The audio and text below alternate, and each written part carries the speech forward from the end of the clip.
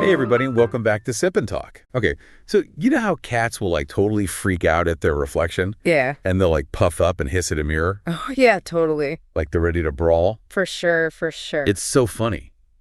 It's like, dude, that's you. Right. Like, chill out. It's just your reflection. Exactly. And it got me thinking about how sometimes it's hard to see the real threat, especially when it looks a lot like you. Which kind of brings us to what we're diving into today. Yeah, this whole idea of CCP agents in Taiwan, it's something we really need to unpack. Right. It sounds all cloak and dagger, but the more I read about it, the more it seems like a real like inside job kind of thing. Exactly. So for everyone listening, our mission today is to figure out what exactly are these CCP agents? Why would China even bother? And what does all this mean for Taiwan's ability to defend itself? Yeah, it's a bit of a head scratcher, but stick with us and we'll break it all down. We promise no jargon, just a clear understanding of what's going on. Right. So first things first, what exactly are we talking about when we say CCP agents? Yeah, like is this James Bond stuff or more like subtle influence? It's definitely more on the subtle side. Think of it like this. CCP agents are individuals or groups within Taiwan who are working to benefit the Chinese Communist Party or the government in Beijing. So they're like working for China, but from inside Taiwan. Exactly. It's like having a fifth column, an internal group secretly helping an external power. Okay, so not so much spies, more like people pushing China's agenda in Taiwan. Right. And they do this in a few different ways. One is through economic influence. Imagine businesses in Taiwan that depend heavily on the Chinese market.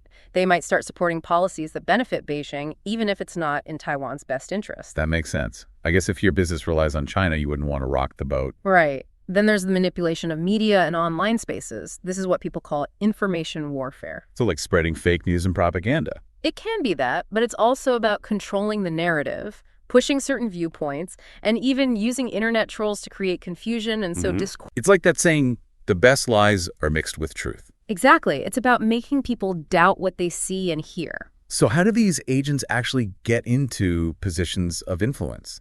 Well, one way is through the recruitment of political figures. Basically, China tries to sway politicians with incentives to support pro-China policies. So they're like buying off politicians. It can be as blatant as bribery, or it can be more subtle things like offering business opportunities or political favors. So they're creating a network of allies within the Taiwanese government. Right. And this network includes not just politicians, but also media companies, paid influencers, and potentially even some corrupt officials. Okay, so now I'm starting to see how this all fits together. It's like a whole system designed to influence Taiwan from the inside out. Exactly.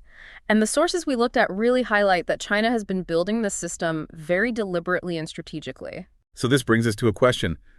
Why are some Taiwanese individuals who seem to be pro-China actually considered these agents? Like, where's the line between just having a political opinion and actively working for another government? That's a great question, and it's not always easy to answer. The sources focus on public officials like legislators who consistently advocate for policies that seem to benefit China more than Taiwan. So it's about looking at their actions and seeing whose interests they're really serving. Exactly. The sources give some specific examples like the Want Group. This is a huge media company in Taiwan, and there are allegations they've received money from China to promote pro-China views in their reporting. Wait, so they're basically getting paid to push China's propaganda. That's the accusation. Yeah. And it's not just about being pro-China. It's also about downplaying the risks of conflict with the mainland and praising the KMT, which is the political party in Taiwan that's traditionally been more friendly towards China. So they're trying to paint a rosy picture of unification with China. Right. And then there's this Reuters report about China sponsoring these all-expenses-paid trips to China for hundreds of Taiwanese politicians before elections. Wow, that's blatant. It is. And the implication is clear. China is hoping to gain influence over these politicians by giving them these perks. So they're trying to make these politicians feel indebted to China. Right. And it's not just about influencing individual politicians. It's about creating a whole political climate in Taiwan that's more favorable to China's interests. So what's the end game here? What's China hoping to achieve with all this influence? Ultimately, the goal is to either bring about unification with Taiwan or, at the very least, weaken Taiwan's desire for independence. The sources mention specific tactics like spreading pro-China messages, interfering in elections, and making sure Taiwan always supports China's position on key issues. It's like a long game of chess they're playing. Exactly. And China sees huge benefits in controlling Taiwan. Not only is it strategically important, but it would also be a huge propaganda victory for the Communist Party. It would make them look super powerful on the world stage. Right. And one of the ways they're trying to achieve this is by promoting the idea of one country, two systems. That's the system they have in Hong Kong, right? Exactly. And it's basically a way for China to assert control over Taiwan while pretending to allow some level of autonomy. But Hong Kong shows that one country, two systems doesn't really work right. Right. It's basically a way for China to slowly erode democratic freedoms and eventually absorb Taiwan into its own authoritarian system. It's scary to think about. It is. And that's why it's so important to understand the dangers of this kind of influence operation. Okay, so we've talked about CCP agents and their goals.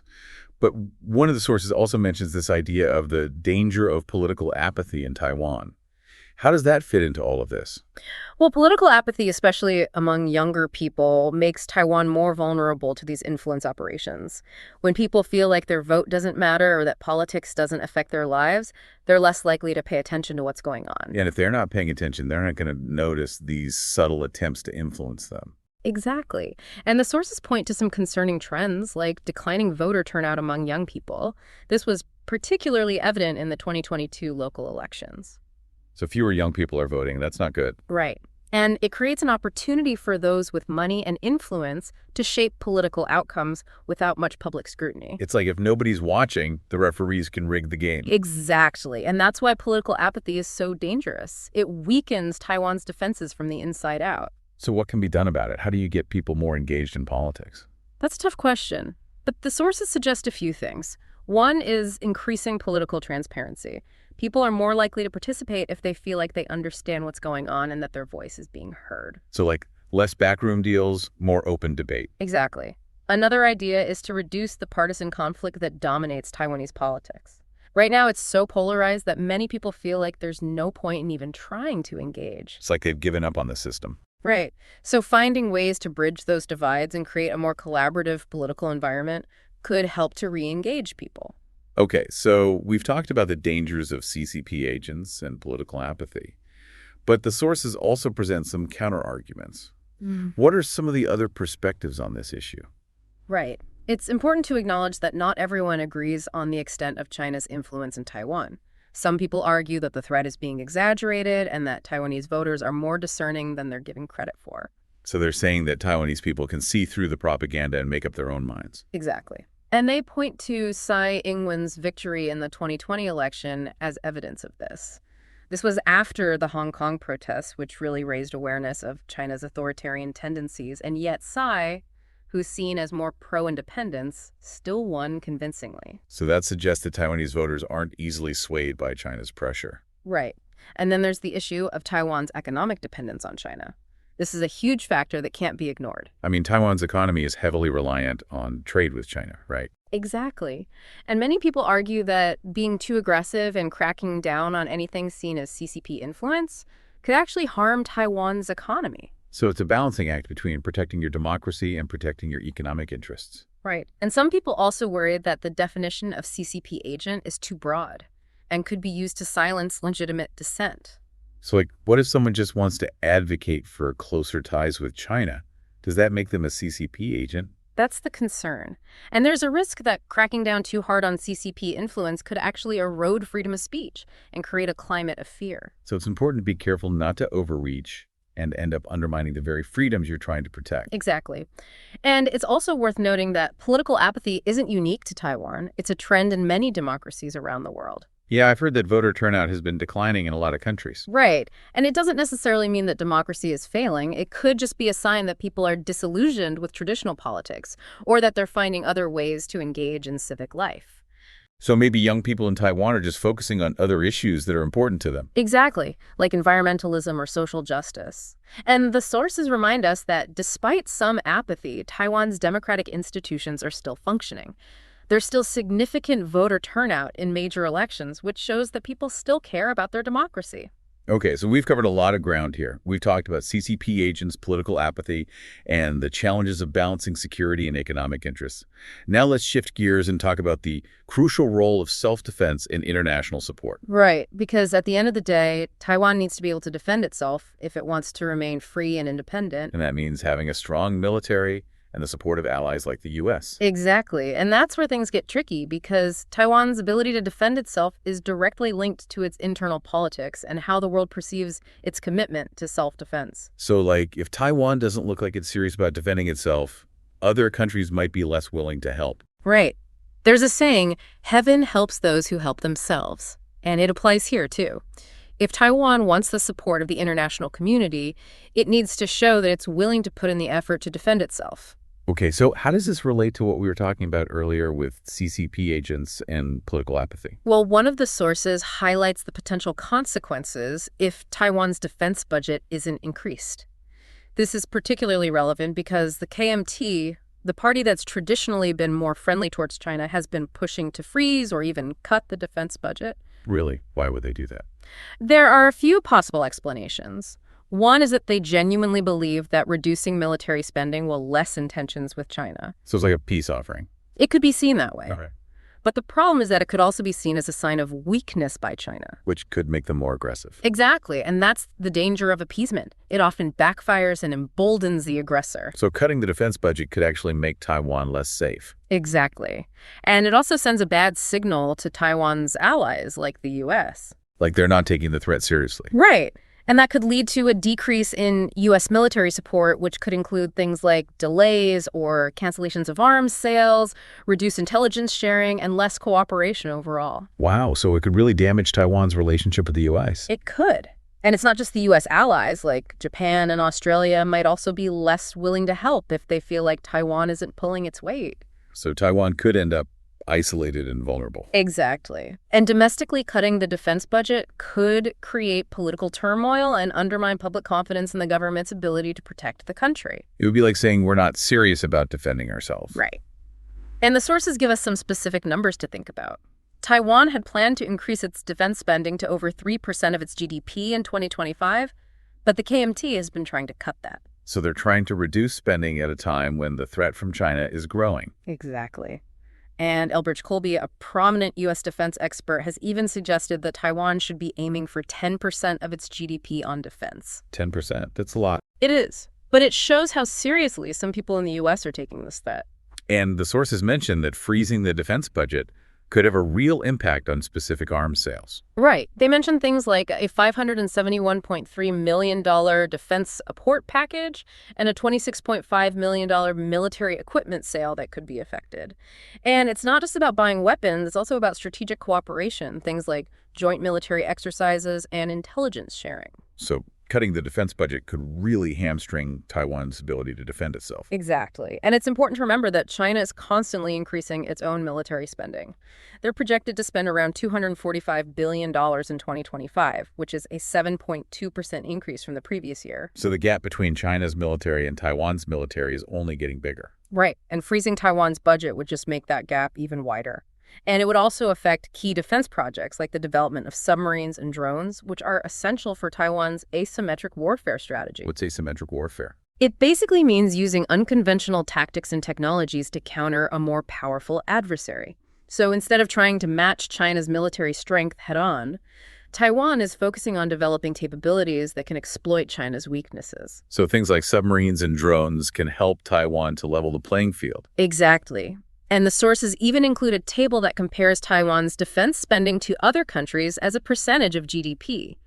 And it shows that even with the planned increase to over 3%, Taiwan's spending is still lower than countries like Japan, South Korea, and Israel, which all face serious security threats. So freezing the budget would make Taiwan look even weaker compared to its neighbors. Exactly. And it would send a message both to China and to the international community that Taiwan isn't serious about defending itself. This is all pretty heavy stuff. Yep. You know what would lighten the mood? What's that? Talk about our friend Mickey. Remember? Oh, yeah, Mickey. He's always up to something interesting. Right. So he's got this YouTube channel called Mickey to Life, and it's seriously amazing. Yeah. He does these hilarious travel vlogs where everything that can go wrong does go wrong. I love those kinds of travel vlogs. They're so relatable. Right. And he's got this great sense of humor about it. Yep. He also does these really cool whiskey and alcohol unboxing videos. He's like super knowledgeable about it. Yeah, I've seen those. He's got good taste. Oh, yeah. And get this. He also makes his own music, and it's actually really good. No way. I had no idea he was musically talented. Yeah, he's like a multi-talented dude. So if you're looking for some entertaining and informative content, go check out Mickey to Life on YouTube. You won't regret it. Definitely going to check it out. Okay, back to our deep dive. So we've looked at the challenges, the influence of CCP agents, political apathy, and the importance of self-defense. Now, what about solutions? What can Taiwan do to address these issues? The sources mention a few things. One, strengthening laws against foreign interference. This means things like updating the national security law and the anti-infiltration law to make it harder for China to meddle in Taiwan's affairs. So like making it illegal to be a CCP agent. Well, it's more complicated than that. It's about creating a clear legal framework for identifying and punishing those who are working to undermine Taiwan's democracy. So like making it harder for China to buy off politicians or spread propaganda. Exactly. Another solution is to enhance media literacy. This means teaching people how to critically evaluate information and spot fake news and propaganda. So like helping people to be more savvy consumers of information. Right, because in the age of social media, it's so easy to be manipulated if you don't know what to look for. Yeah, and the sources also talk about strengthening oversight of corporations to prevent them from being unduly influenced by China. Right, because economic dependence can be a real vulnerability. And it's important to make sure that Taiwan's businesses aren't being used as tools of Chinese influence. Okay, so what about political apathy? How do you get people more engaged in politics? The sources suggest a few things, like increasing transparency in government, reducing partisan conflict, and encouraging young people to get involved in local issues. So basically making politics less about fighting and more about actually solving problems. Exactly. And showing young people that they can make a difference even at the local level. So it's about giving people a reason to believe in democracy again. Right, because at the end of the day, democracy is only as strong as the people who participate in it. Okay, so let's wrap this up for our listeners. What are the key takeaways from our deep dives today? We've learned that CCP agents are a real threat to Taiwan's democracy. They operate in subtle ways using economic influence, media manipulation, and the recruitment of political figures to advance China's agenda. And we've seen that political apathy can make Taiwan more vulnerable to this kind of influence by reducing public scrutiny and engagement. And we've also discussed the crucial link between self-defense and international support. Taiwan needs to show that it's serious about defending itself if it wants to maintain its independence and deter aggression from China. Right? And all of these things are interconnected.